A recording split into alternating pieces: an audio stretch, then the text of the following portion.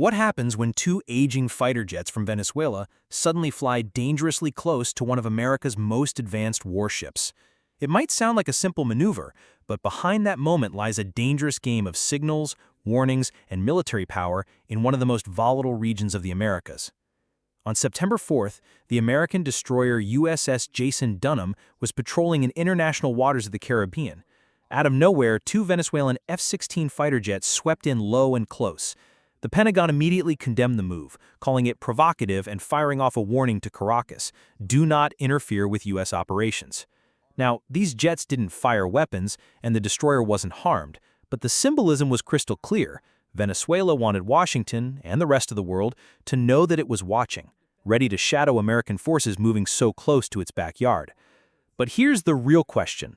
Why would Venezuela risk sending two older jets against a modern warship that could easily defend itself? The answer has less to do with raw power fire and everything to do with the message Caracas wanted to send. To understand why Venezuela sent those jets, you first need to know what they actually have in their arsenal. Back in the 1980s, Venezuela made a major purchase from the United States: 24 brand new F-16 Fighting Falcons. At the time, it was a huge deal. The F-16 was one of the most advanced fighter aircraft in the world, sleek, agile, and capable of carrying serious weapons. For a country in South America, getting this kind of cutting-edge technology meant prestige, status, and power. But that was over 30 decades ago. These aren't the same modernized F-16s that the U.S. and European allies fly today. Venezuela's fleet is the early Block 15 version, lighter, less sophisticated, and missing the advanced long-range weapon systems that modern air forces rely on. Fast forward to today, and the story gets even more complicated. Out of the original 24 jets, only about a dozen are thought to still be operational. Years of heavy use, economic struggles, and shortages of spare parts have taken their toll. Some days, maybe 12 planes can fly. On other days, the number might be lower. Either way, it's a small force compared to the hundreds of advanced fighters operated by the United States. So, what can these Venezuelan F-16s actually do?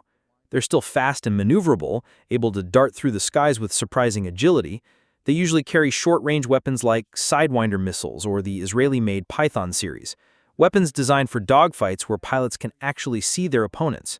For ground attacks, these jets rely on unguided bombs and rocket pods, the kind of old-school tools that force the pilot to get dangerously close to the target. What's missing are the high-tech upgrades: modern radar, precision-guided missiles, and targeting pods that allow pilots to strike from miles away.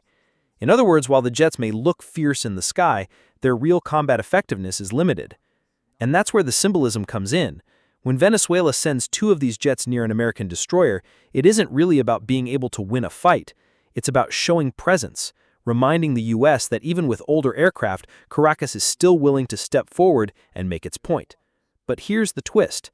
Venezuela's most powerful jets aren't even American-made at all. Now, here's where things get even more interesting. The F-16s might grab headlines, but they aren't actually Venezuela's most advanced fighter jets. That title belongs to a fleet of Russian-made Su-30SUs. On paper, these aircraft are far more formidable. They're larger, carry heavier payloads, and are capable of long-range missions that the old American F-16s simply can't handle. Armed with modern missiles and advanced systems, the Su-30s are designed to stand toe-to-toe with some of the world's best fighters. But there's a catch, and it's a big one. Maintaining such complex aircraft is expensive, and Venezuela's economic troubles have made it nearly impossible to keep them all in fighting shape. Reports suggest that while Venezuela does have Su-30s in its inventory, only a handful are truly flight-ready at any given time. Spare parts are scarce, upgrades are slow, and training opportunities for pilots are limited. So, why not use the Su-30s for this high-profile flyover instead of the aging F-16s? The answer is strategy. The F-16s may be old, but they're instantly recognizable. To American forces watching radar screens, the silhouette of an F-16 is unmistakable, and sending them out sends a signal: we're here, we're watching you. That's the real point of this maneuver. Venezuela doesn't expect to intimidate a U.S. destroyer with short-range missiles or unguided bombs. What it wants is visibility, attention, and a reminder that even a smaller force can still make noise in its own backyard. But while Venezuela was flexing with symbolism, Washington was already moving much larger pieces across the board. Washington didn't waste time answering Venezuela's little show of force. Within hours, the Pentagon released a statement aimed directly at Caracas. The language was crystal clear. The USS Jason Dunham was operating in international waters. Its mission was legal, and any attempt to obscure, deter, or interfere would not be tolerated. That message wasn't just for Venezuela's leaders, it was also for the Venezuelan pilots themselves, a warning that if they pushed too far, the U.S. Navy had every right and every capability to respond instantly. But America didn't stop at words. Almost immediately, the U.S. began to reinforce the region with additional assets. Fighter jets were quietly flown into bases in Puerto Rico, creating a fast response shield of air power over the Caribbean. This wasn't about preparation for some distant crisis. It was about positioning aircraft close enough to react within minutes if another flyover turned into something more aggressive. In other words, while Venezuela sent 2 aging F-16s as a message, the U.S. responded with a full layer of air cover that could completely dominate the skies over the region. And that was just the beginning, because behind the scenes, Washington had already built a much larger force in the Caribbean, one that went beyond just a few jets on patrol.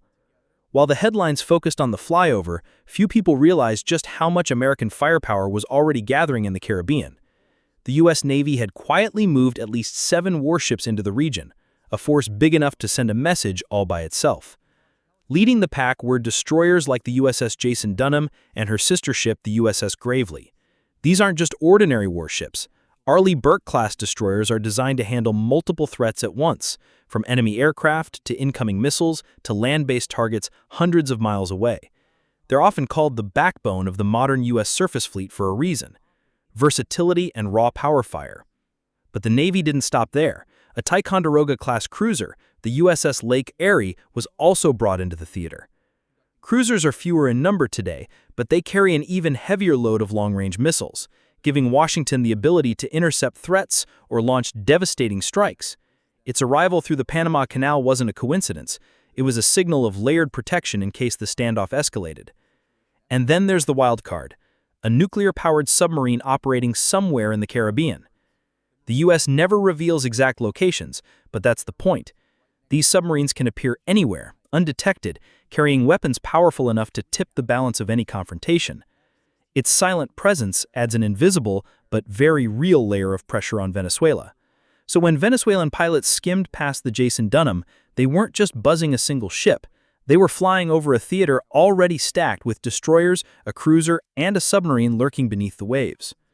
But Washington's buildup didn't end at sea, because on top of all this, thousands of U.S. Marines were already positioned just a short flight away. If the Navy's destroyers and submarines were the muscle, the Marines were the sharp edge of the blade. Stationed just off the coast was an amphibious ready group led by the assault ship USS Wasp-class Iwo.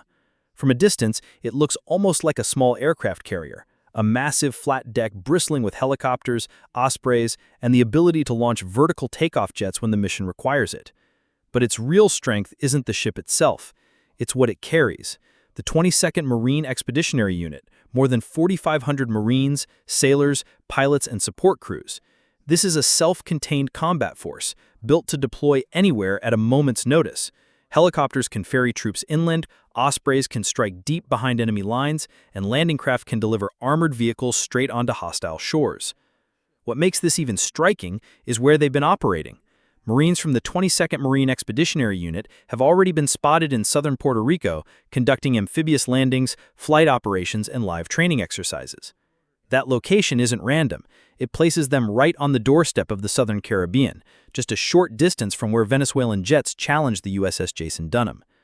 In short, the Marines aren't training in some distant safe zone. They're rehearsing next to the exact waters where tensions are boiling. If things were to escalate, they could respond almost instantly. But this raises the bigger question: what does all of this actually mean for the balance of power in the region? So what does this all really mean? On the surface, it might look like just 2 Venezuelan jets buzzing a U.S. destroyer, a brief encounter, no shots fired, no real danger. But beneath that calm surface, the stakes are much higher. For Venezuela, the flyover was about symbolism. Even with aging jets, Caracas wanted to remind the world that it still has a voice in its own backyard. It was less about military power and more about political theater, a warning that American ships sailing so close to home wouldn't go unnoticed. For the United States, the response was about deterrence. By deploying warships, marines, submarines, and fighter jets, Washington wasn't just answering Venezuela's gesture, it was making a broader point. The Caribbean remains a sphere where American dominance is overwhelming, and any attempt to challenge that dominance will be met with overwhelming force. But here's the danger. When both sides rely on shows of force, the risk of miscalculation grows. A pilot flying too close, a radar lock misunderstood as aggression, a commander deciding to push just a little harder, it doesn't take much for a symbolic move to turn into a real clash. That's why this incident matters far beyond a single flyover. It's a snapshot of the ongoing tug-of-war in the region, where every maneuver, every deployment, and every warning carries a deeper message. Both sides are sending signals, but the unanswered question is, how far are they willing to push those signals before they cross a line?